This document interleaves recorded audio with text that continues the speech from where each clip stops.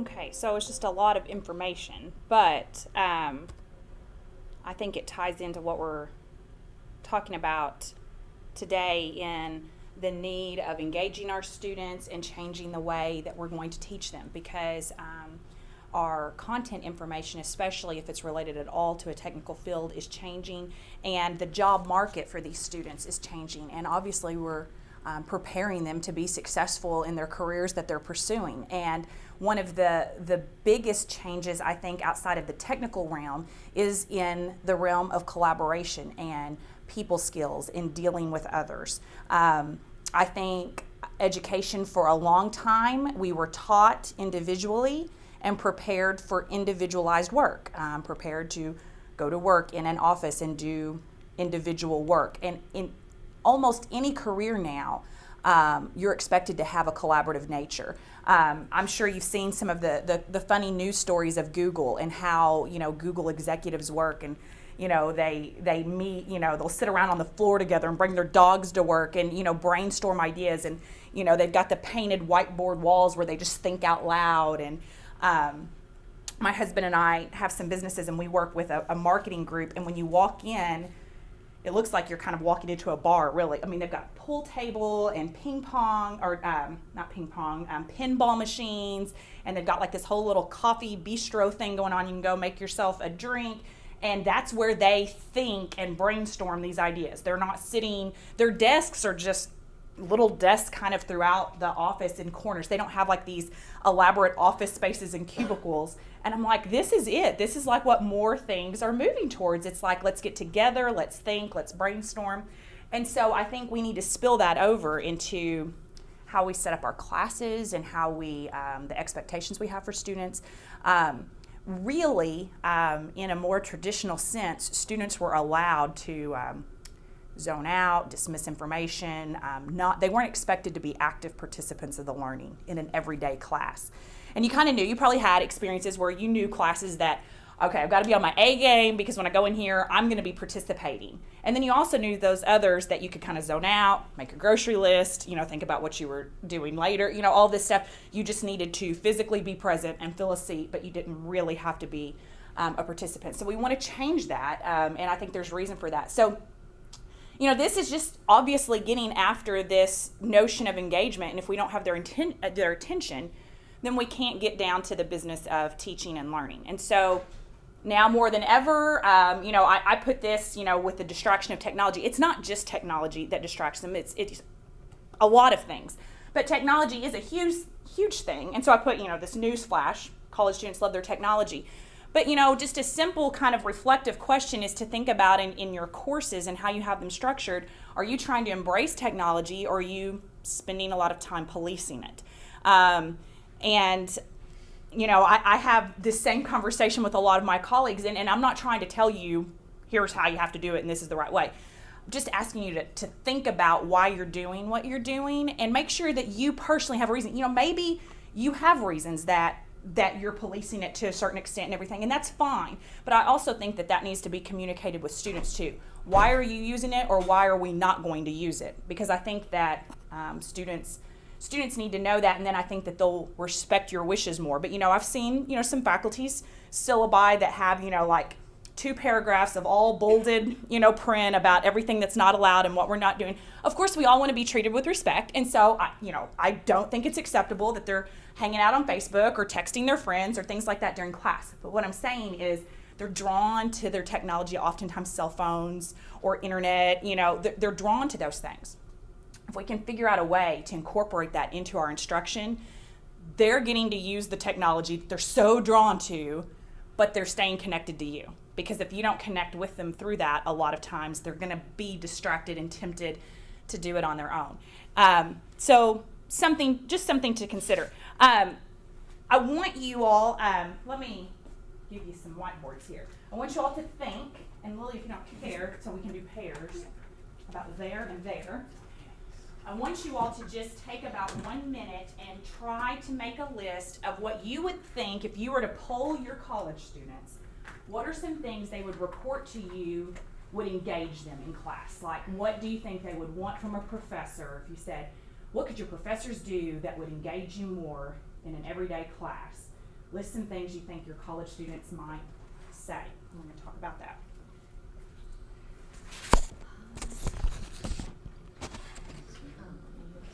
What's that?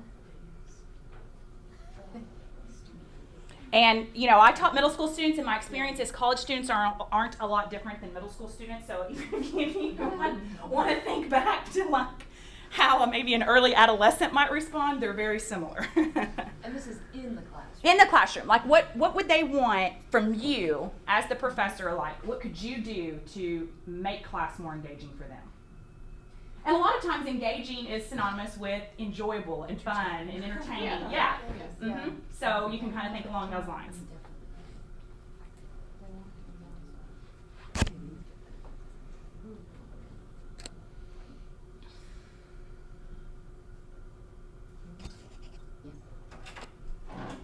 I put that down too. I agree.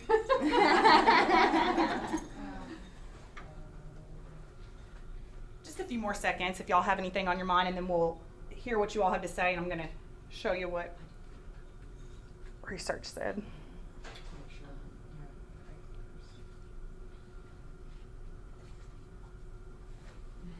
mean, that's very specific. Okay, now we are a small, intimate group, which is awesome. But now you all probably don't get the luxury of teaching 4 people. So let's be realistic. And I've kind of embedded some very simple structures in the presentation. But I want to stop and point them out and give them a name to you so you can use them.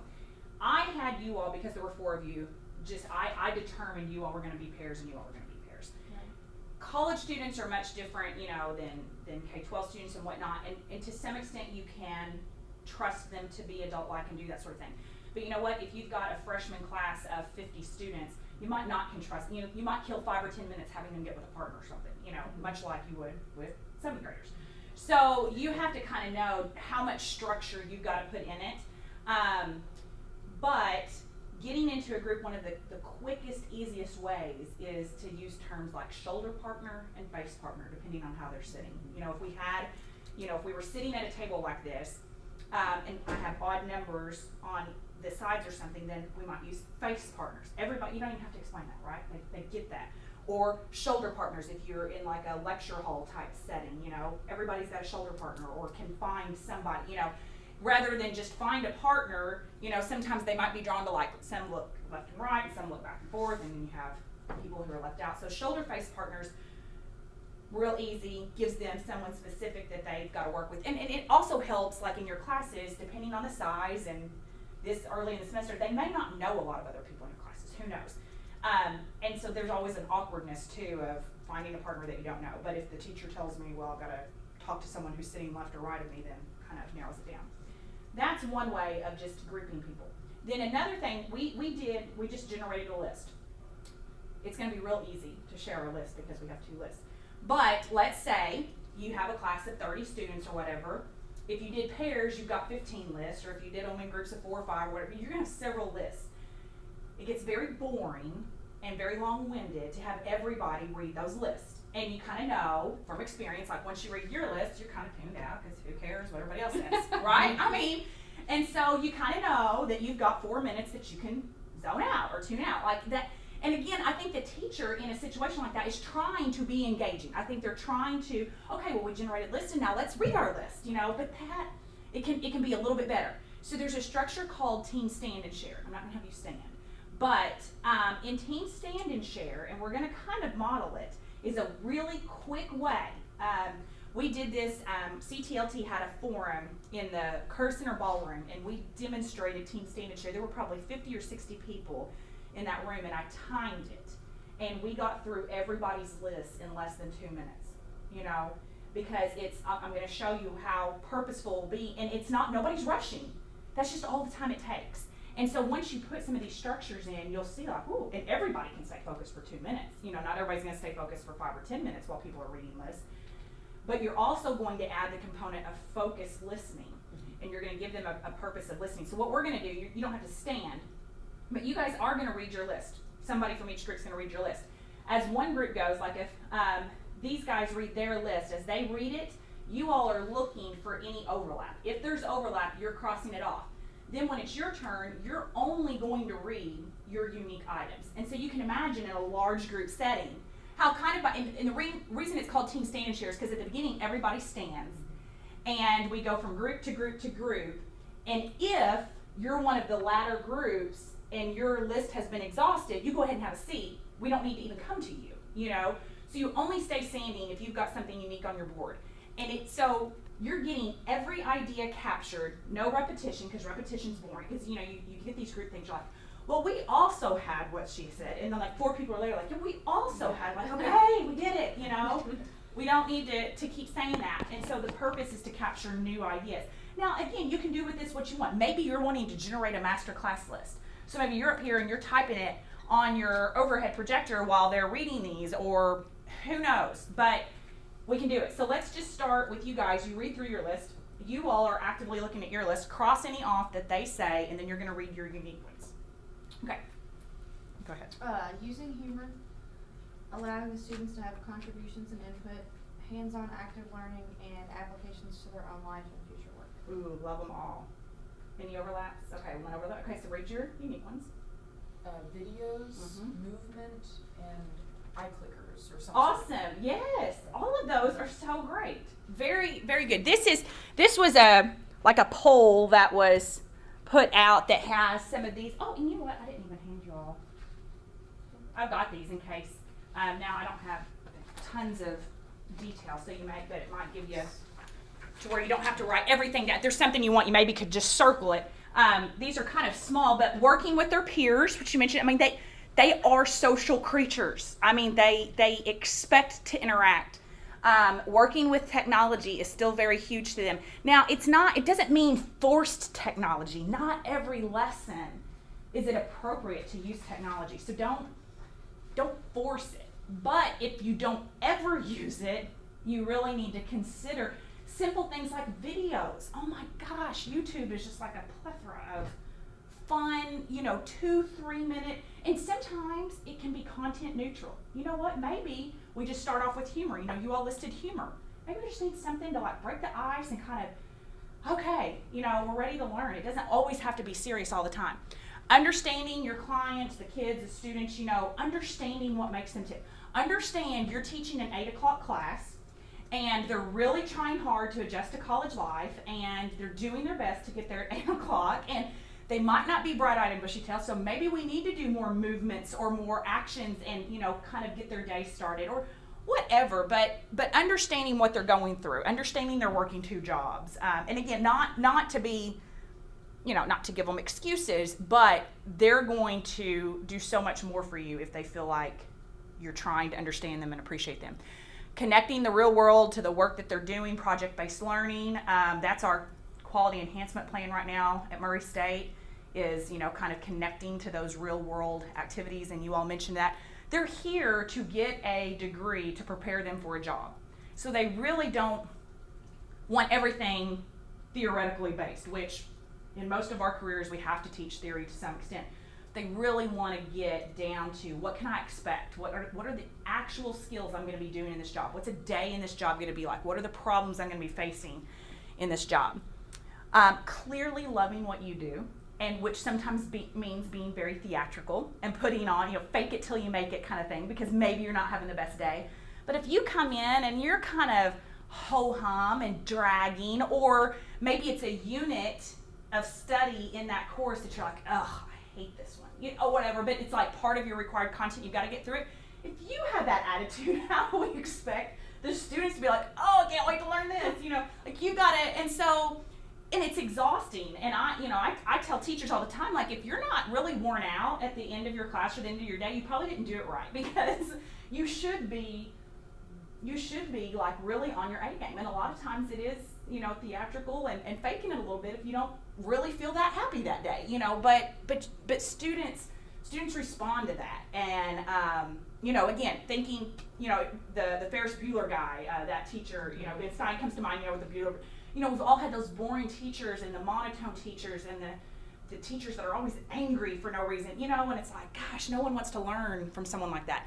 Getting me out of my seat, that was mentioned, moving around, and especially at college, I think we no, Well, you have to come in and they have to stay seated the whole time, because that's what I did when I was in college, and that's what they need to do. But you know what? I'm telling you one thing too, especially that's not what's being changed. Like in K-12 education, all of this is being changed, and so now these students are coming to us as college students. They're going to be more used to things like this, and if anything, it's almost like they're going to have higher expectations from their university professors. Like, why are we sitting in individual desks or in a lecture hall, and we're never talking, and we're never moving, and you're just giving us notes to take, and policing our technology, and because that's not what they're used to. Visuals is great. I love the video idea. They like to see things, whether it be images or models or things that we're actually looking at. They like to have choice.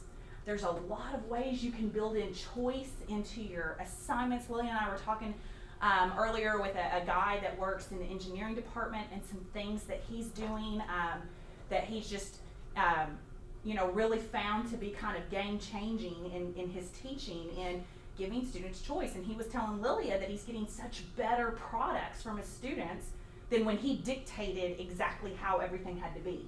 And that's another topic I hit more on in another presentation that I'll do over the course of this fellowship. Mixing it up, to some extent, it's a blessing when we get the same prep from semester to semester. And I mean, especially as like non-tenured faculty, I hope your department chairs kind of go easy with you on that, because it's so overwhelming to have a new prep. And if you go several semesters and you're constantly getting new preps and you can never kind of get into the swing, that's really hard. So I'm starting my 7th year here, and I have some of the preps some of the classes I teach, I've taught since my first semester here, and I've had new ones too. And it's like I have to be purposeful, because it's easy to get a little lazy. But what I prepared 7 years ago, really, I mean, maybe, depending on the course, maybe that content hasn't changed. But you know what? My students are so different now than even they were 7 years ago. And I've just got to make sure that I'm revisiting that. Is there a better way I can do it, or a different way I can do it? But it's nice to get to that point where you can go back and reflect and make changes, and not just constantly starting from scratch.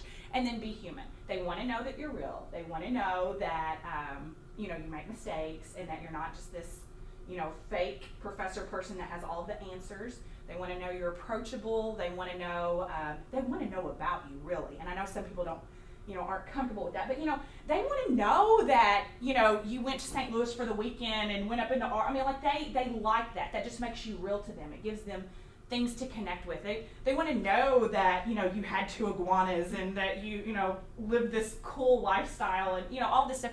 That just gives them things like, wow, that's a real person, and not robotic in nature. And then I like this cartoon. The teacher saying, I know you're as excited as I am about today's lesson, but it's not always going to happen, because I don't know if your classes, if you have if you have more juniors and seniors or graduate students, and they're in your discipline and your major, then they might be more excited to learn what you're learning. But if you have to teach more general classes, or freshman, sophomore, and other people can take it, not everybody is super excited about your content as you are. But it's part of our job to get them excited about it, and to share. Obviously, we like what we teach, and it may not ever be that student's favorite subject or topic, but we can at least spark their interest in it, to where they don't hate it. If they hate it, they're likely not going to give the effort to it that we want them to give. And so this is kind of what I alluded to earlier. I know how I'm going to engage my students. I'm going to assign group work, because that's an engaging strategy, when really it's not. And I'm going to assume, you all are very successful people, and so you are probably the people that are like, ugh, group work. I'm going to have to pick up what the slackers aren't going to do, right? And it's the slackers who are like, yes, somebody else is going to do the work for me. So it's a win-lose kind of situation in group work. I guess the teacher's benefit is, sometimes the teachers go to this because they're like, well, I'm going to have less projects to grade or less papers to grade or something. But there's so much that's not good with group work. But there's a different way of doing it, where we add structure and we add accountability, and it can be a really good thing. And so that's really what cooperative learning is, which is kind of what we're going to use as our basis of how we're going to engage our students. But the whole how do we differentiate between group work and how do we structure that to make it cooperative learning, that'll be a whole session that will be offered some other time. So here's the basics of cooperative learning. You have your content. You all are content matter experts in your field. You take that content and you add a structure, such as talking with shoulder partners or face partners, such as team stand and share. Those are some examples of structures, and I'm going to go over just a couple more today. That gives you an activity, and that activity is what's going to provide the engagement for your students. So probably how you plan your, I don't know how you block out your planning in your mind. If you plan like a week at a time, a unit at a time, ultimately you're getting a semester at a time. And it's real easy to fill in those boxes, if you will, with your content, because you know your content and you know what content you've got to get covered by the end of the semester. But if we're not purposeful about our instructional design, we're going to fall into that trap of lecturing, right? And just telling information. Lecturing is not bad. Direct instruction is not bad. It is a very effective use of, time and instruction, but it gets overused. And at college, we are so guilty of falling into that trap of just talking. And whether your class is 45 minutes or an hour and a half or 3 hours, or however long, people can go that whole length of time and still just talking. And you know that even at the college age, at the adult learning age, you should not go more than about 20 minutes without changing instructional strategies. Now, it's not to say that adults are so hyperactive they can't focus for 20 minutes, but their brain, the way our brains learn and process information and remember information, it's going to start to get a little fuzzy after 20 minutes. So, if you are content heavy, a very easy, and you find that you are talking, telling information, presenting information a lot, quick, easy strategy that you need to use next week is after about 20 minutes, set yourself a little timer if you need to, stop, and with a shoulder partner, I want you to recap what we've talked about so far, or tell me the top 3 reasons, blah, blah, blah, with your shoulder partner. Give it 1 minute. And that changes those students' brain, allows them to process the information, speak to another human, and then, okay, I'm back with you and I can focus for another 20 minutes. So taking 1 minute of time to do that. And then you can go straight back to that same instructional strategy of direct instruction or lecturing if you need to, but break it up with that if nothing else. That's a real simple, easy structure. So when you're planning, your content is probably fairly easy for you to fit into your boxes and plan for your unit or week or semester or however you do it.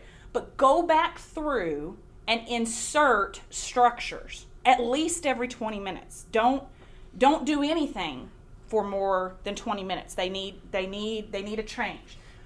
Okay, incorporating the component of time is engaging because it provides focus, it provides a sense of urgency, and the students know the expectation. Like when I had you all making that list, I said, we're going to do this for a minute. And then I told you have about 20 seconds left. It wasn't hard. I didn't have a timer that was going to beep. I was just watching my watch. We're a small group, not a big deal. But at least that allows you to know the expectation. Are we going to have 10 minutes to be generating this list? No, we have 1. So we really need to get some things down. We don't need to spend time thinking about it. We just need to start writing as we have ideas. And most everything you do like that, whether it's discussion, generating a list, 3 minutes max. You'll be amazed at what can occur. And if you let things drag on for 5 and 6 minutes, you're starting to lose them. They're tuning out. It's too long. That fast pace is really an important component of an engaging classroom.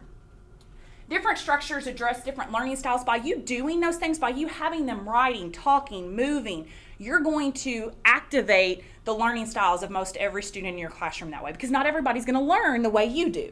And we found that as teachers, we oftentimes teach the way we would be most successful as the student in learning. That's also how we generate assignments and assessments, is how would I best be able to take a test on this information? And that's how you generate that assessment. We don't consider that other people learn differently and do things differently. And so by you putting in these structures, you're going to tap into more of those different learning styles. Allowing students to talk or move is so important. As adults, yes, they can sit there for an hour and a half or 3 hours or however long your class, they can do it.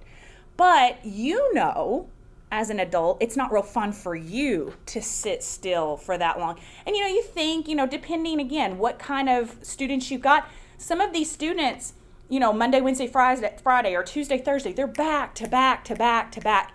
And if they're sitting still and never moving and never talking except for going from one class to another, that drags on, And so you need to be that bright spot in their day in that different class that they're like, yes, we get to move, we get to talk. It's going to build the students' confidence. You're going to create a culture in your classroom by kind of switching to these concepts. You're going to create that culture where it's okay to be wrong, where we can just think and express and try to problem solve and try to get this answer without the fear of being wrong. And again, I don't know the dynamics of your classroom, but I would gather that if you teach in a larger capacity class, students are probably more fearful to just volunteer, unless they're like 100% correct. And even so, they might just think, well, I can blend into this group and I don't have to participate. So that's obviously not what you want. You want to build that confidence. You want to promote their participation. These are some things cooperative learning promotes: positive interdependence, individual accountability, which we touch on a lot when I'm, helping you structure from group work to cooperative learning. Equal participation, simultaneous interaction, and they're all engaging. This simultaneous interaction is a big thing too, because if you are teaching, really, it doesn't matter if you're teaching a class of like 15 or 60, it's sometimes hard and probably happens pretty often that a student could come into your class, stay the whole class period, and leave and have never spoken or communicated to anybody in any way. I'd say that's very common in a lot of our classes. You, as the professor, are not going to have time to individually engage every single person, especially if you have 60 students. You can't do that in 50 minutes or whatever. But if you do shoulder partners for 1 minute, every student in that class got to talk, right? They all got to contribute an idea, or you had them generate a list. They all work together. So it doesn't have to be they've got to communicate with you. Just give them an opportunity to talk or write or whatever with somebody else, and then that's going to help keep them engaged. Here's some kind of shifting perspectives from traditional to cooperative learning. Good class is a quiet class. Learning involves healthy noise, keeping your eyes on your own paper, and helping your partner solve it. Again, kind of a collaborative thing. I want to research supports this. I could go more into. I want to hit on another structure before our time is up. But right now, cooperative learning is the most extensively researched educational intervention going on. And it's because of our changing world. That's kind of why I started with that video. Because the careers and the jobs and the world around us is changing. Activists with education reform are like, we've got to do something different. We've got, our students are naturally coming to us a little different, but we've got to start teaching them differently, because the way we were teaching, really 10, 20 years ago, is not preparing these students to kind of be the creative thinkers and problem solvers and collaborative workers we need them to be for the jobs that are going to exist. So it really is a huge topic. There's a lot of successful research-based studies that are supporting that this is working, and here are 4 current crises we have in education, and it's addressing all of those. It's having remarkable success. Here's some basic structures to implement. I'm not going to go over all of these, but things, quiet signal, if you are going to have them talking or whatever, you're going to need a way to bring them back. Now, maybe, think elementary teachers, do things like flipping the lights on, or they clap, they have these cute little chants and all that.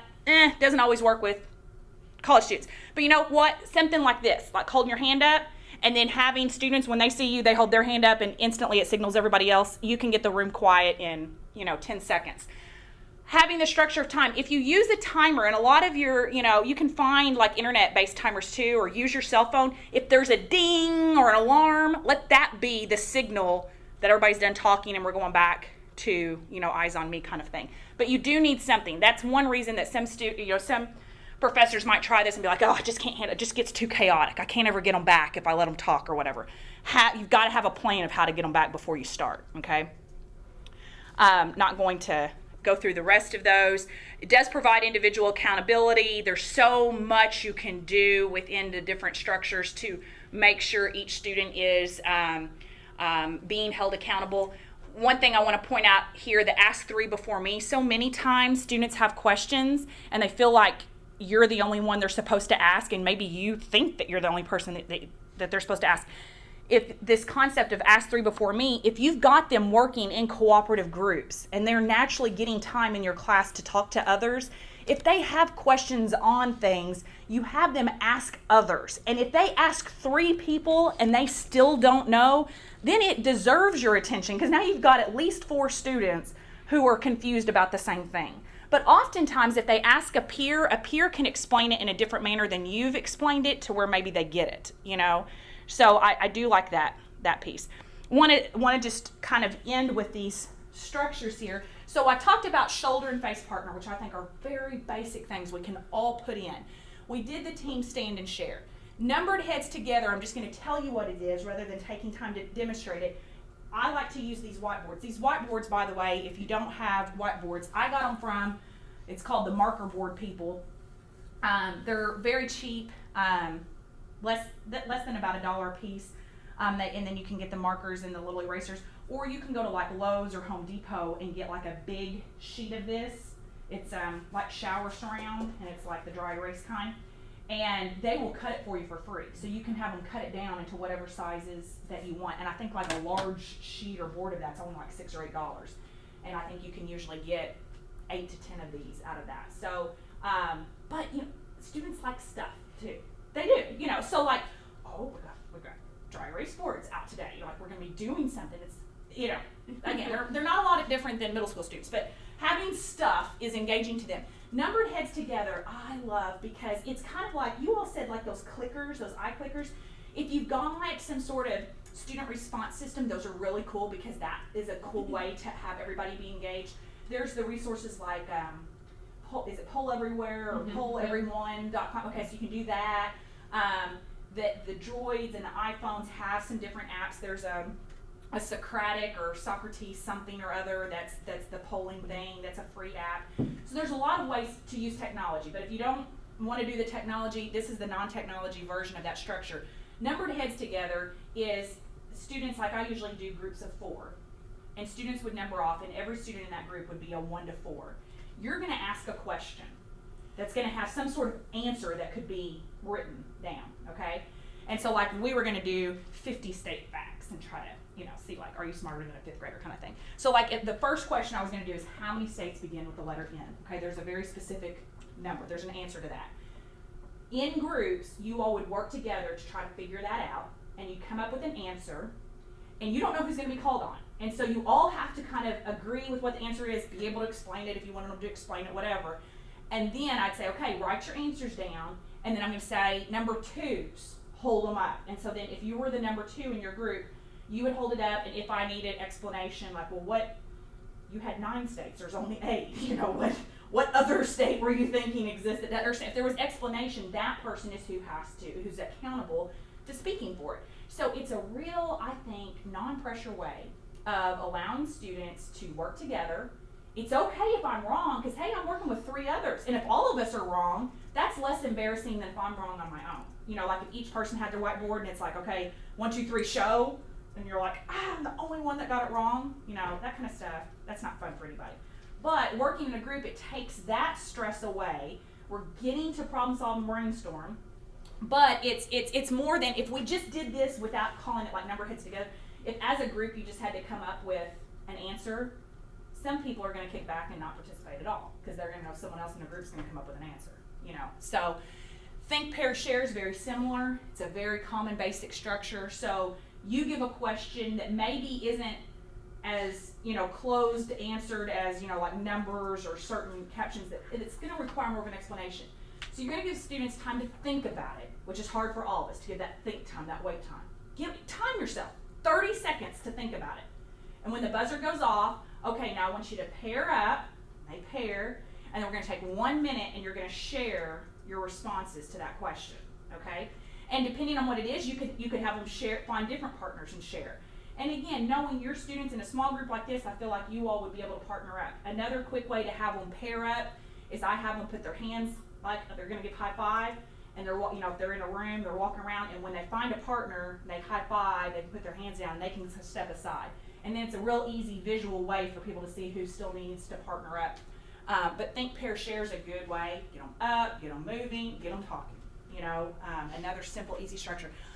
These 4 are very basic. There are like hundreds of these structures that you could put into your class. These are basic ones that I feel like you could take no matter what you teach and put that in there next week. Okay. My email is there, so if you're putting it in and it didn't go so well, and you maybe need a little bit more structure to it, maybe it was a little too chaotic, it went too long, you can email me. If you want more ideas of structures, we're going to be having several of these workshops, and there's just gobs of stuff out there, and I know as professors you can waste a lot of time searching for stuff on the internet, and so why waste all that time if there's people who are like, hey, I've used this and this works, try this, And so that's what's really cool about this office and department is it's just kind of a sharing center now, and we can share what's worked for us. So let me stop, and do you all have questions or comments on any of it? So, I hate playing devil's advocate. No, please but, do. Because I do some of this stuff Yeah. already. Uh-huh.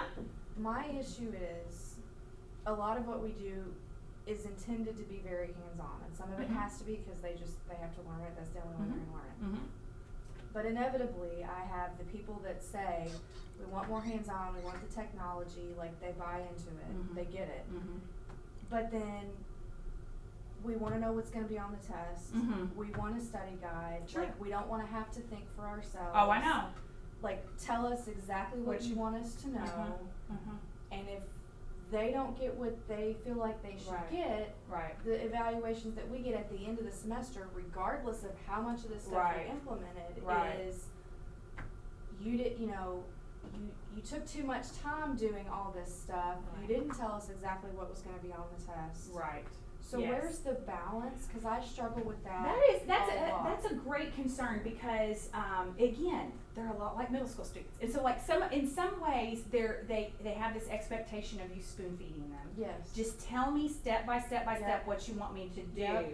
Because when we get into that whole choice thing, that's a very common battle you're going to face. You're going to have those students who, I don't want choice. I want you to tell me Exactly give me what the you want me to rubric, do. tell me Yep. exactly what you want me to do, and let me do it that way Yep. to earn my whatever grade I'm wanting to earn. Right.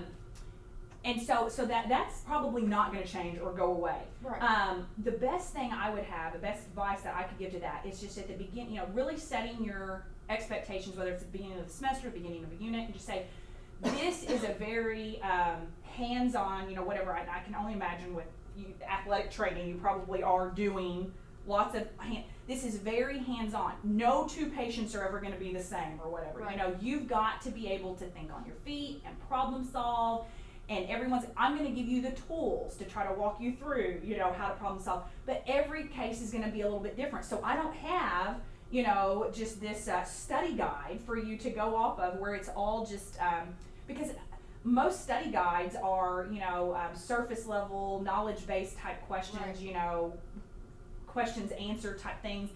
It's not really making connections and just Right. say, our expectation in this class is, yes, you're going to be expected to know the content and have that knowledge-based level, but we're going to focus more on applying those concepts and making connections between content you learned in my course and some other course or whatever, and you're going to be demonstrating that knowledge, and there's only so much on a study guide you can prepare them to demonstrate the knowledge, Right. The best that you can do is, like you're saying, in your classes, if your classes are kind of structured to be more hands-on, is using those experiences to perform well on the assessment. And, you may, I don't know if you use performance assessments, but performance assessments might go really well with what you do. If it's a lot of hands-on type learning, you could have some hands-on ways of assessing them. Yeah, and So, we do that for some stuff. I Yeah. think I struggle with, I've tried to do that whole flipped classroom Yeah. thing. Mm-hmm.